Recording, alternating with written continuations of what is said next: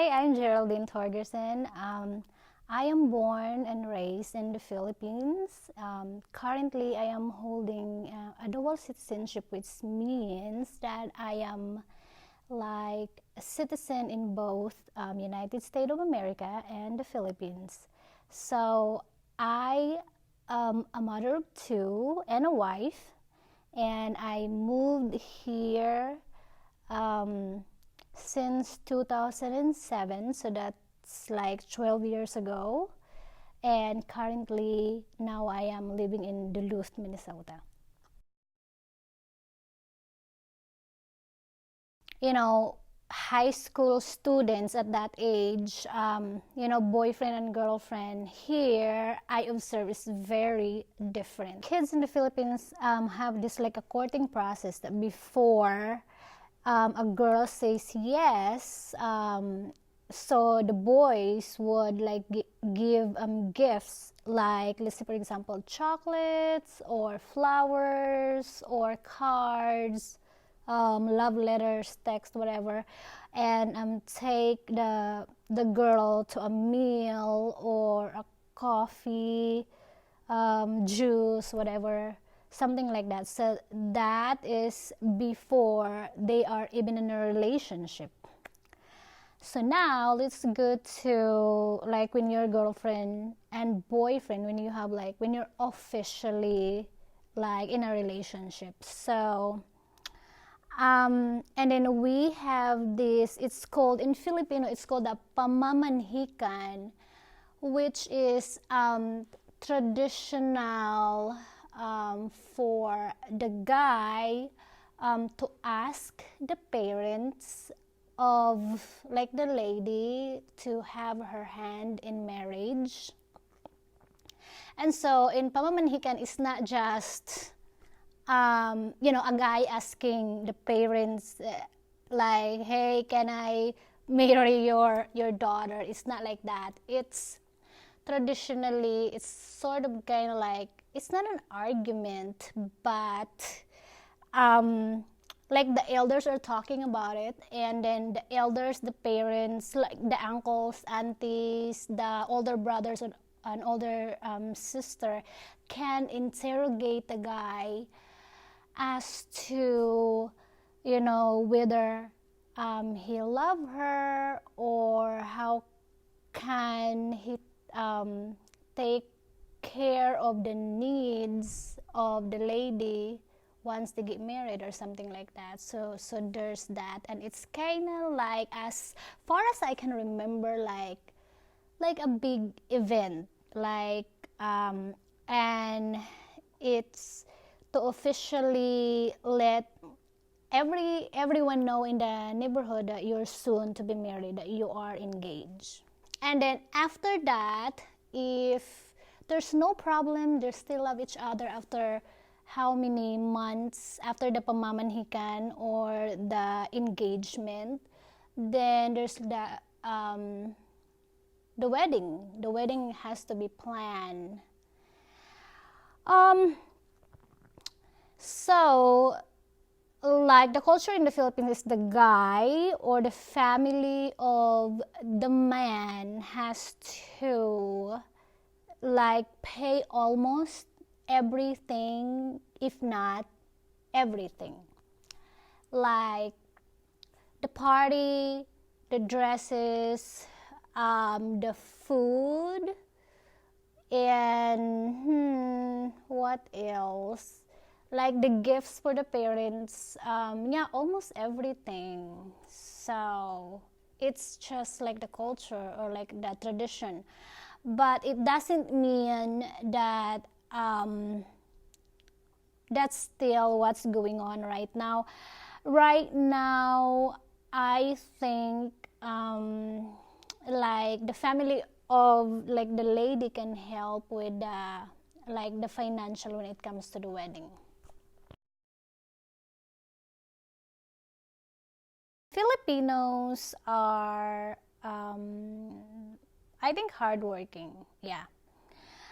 In the family, say now the Philippine culture is a mixture of the Western and Eastern culture, which now, like in a family, a father or a husband has to go to work, and also a lot of the mother and the wives now are working. Like before, a father or the husband will go to work, and then the mother or the wife will gonna be staying home and watching for the kids. But right now, culture evolves. There's what you call that, birth control, where women are given choice to, like, not just get pregnant and pop out kids, and they're given choice to, like, also work outside of the house. And so when that happens, and then the family then will gonna hire a nanny to take care of the kids, whether it's gonna be outside of the house, like the nanny that they're gonna like pay, or it will be like a close relative, just like maybe the mother-in-law, or one of the parents, or the mother, or maybe like the brothers and sisters, the uncle and aunts of the kids.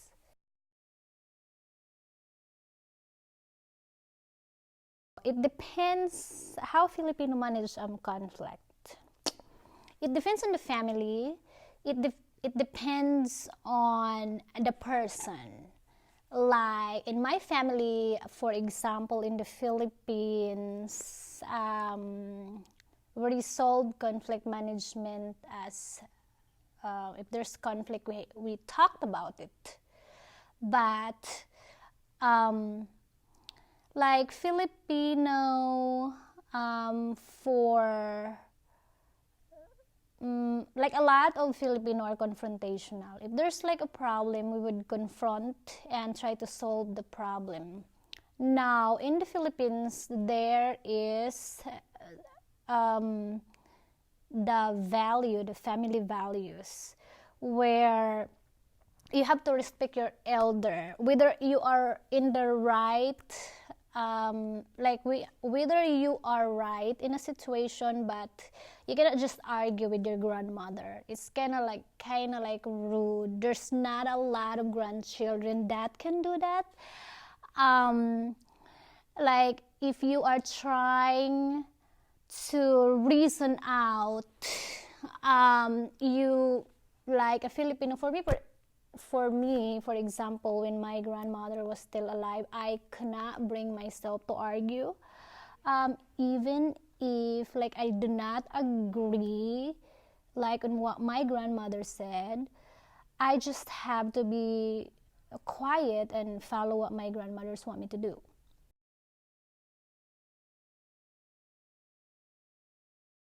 Okay, first I want to talk about the hospitals. Hospitals in the Philippines are either run privately or like run by the government. So those people that do not have like money to bring their sick family member to a privately owned hospital, privately run hospital, they can go to the government hospital, or the hospitals that run by the government, and the doctor's fee in the government hospitals, they're free. Some of the medication that's available within the hospital pharmacy, they're free. And I think you can, free blood if you need one. And it's the opposite when you go to like a privately run hospital, because then you're gonna have to pay the doctor's fee, and you're gonna have to buy like all the medicine from their pharmacy or outside the pharmacy. And things like that. And also the rooms. Once you are, let's say for example, in a government hospital, and if you stay there for like 3 days, the rooms are free. And like on the other hand, if you are in a private hospital, the rooms might cost you like a lot, because it's, you know, business run by like people. And there is like healthcare also in like our home.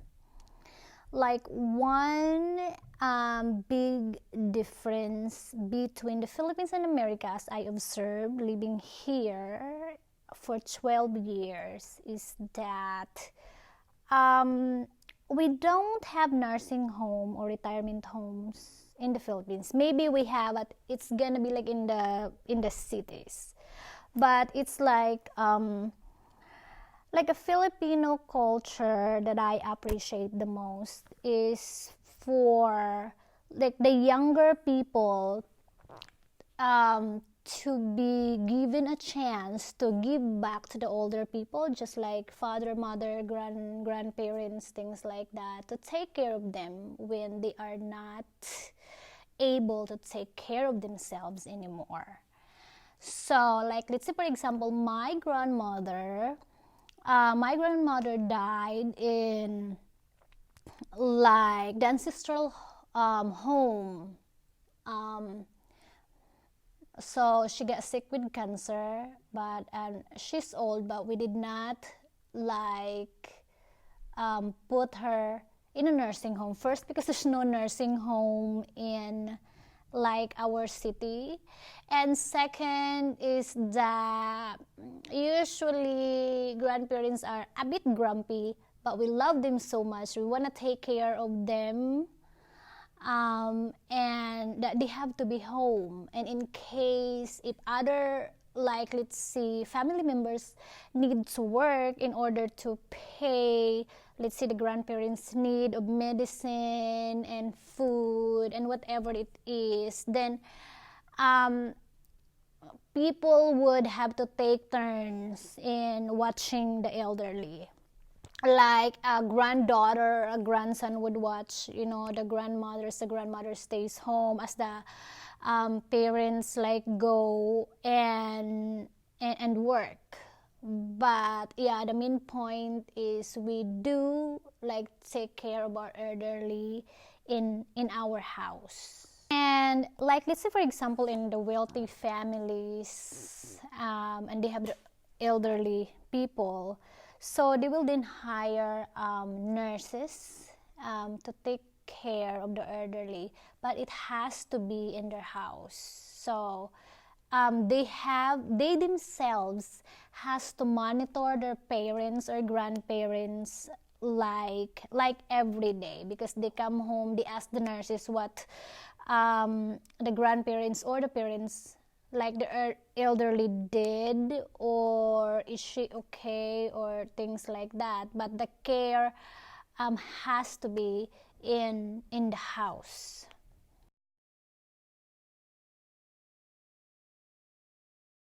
So in the Philippines, even though in Filipino families, having like a domestic help is so common.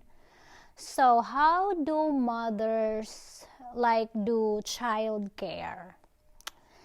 Like, okay, so first, mother wakes up in the morning to cook food for their children before sending the children to school, and they cook. It's not just cereal or giving them granola bars and milk. No, they cook. It's either they cook fish soup, they're gonna be cooking sausage, they're gonna be cooking scrambled egg, and of course rice, and plus the vegetable and fruits, things like that. And then so they send their child to school. In like the Philippines right now, I have a niece, and she is 3 years old, and she attend preschool.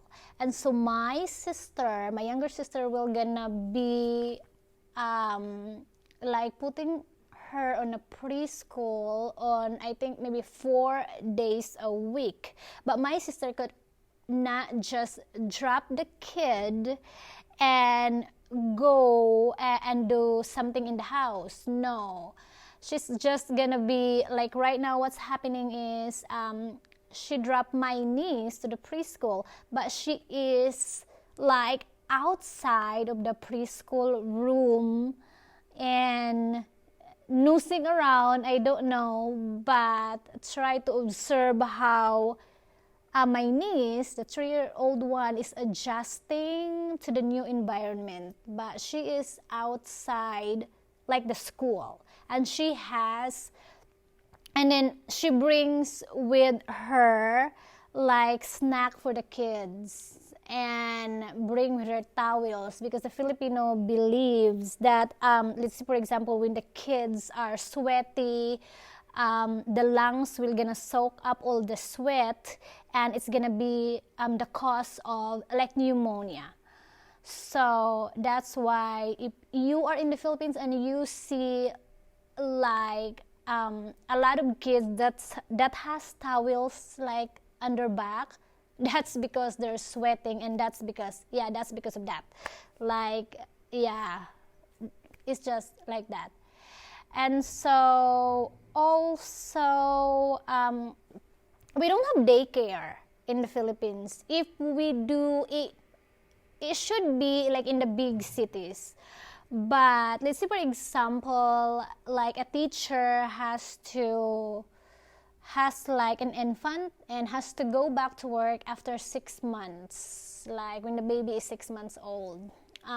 The baby will not gonna be put in the daycare. The baby will gonna be at home with someone that she trusted, like let's say, for example, her sister, maybe her mother, or maybe like a nanny, like a close like family nanny, but it has to be in their home. So then the teacher starts going to work, let's say at 7:30 in the morning, but there's like a lunch break. The mother that's a teacher with a 6-month-old infant at home will then go back home around 11:30. After a morning session class is over, to go and check on the baby, play with it a little bit, like eat lunch at home and be with the baby, and then go back to school to work, like, and then come back in the afternoon and take care of the baby. So, and then most mother, I believe, like, let's say, for example, I think 99%, like, the mothers bathe their babies and, put their babies to bed. Or maybe before that, like, play with their babies or things like that. And also, as an experience, when I was young, my mom worked and my dad worked. My mom worked in a business, so she has to like go sell something. But when she come home, she made sure that each of us are clean before going to bed, and that our homework is done and things like that. Our projects are made before we go to sleep.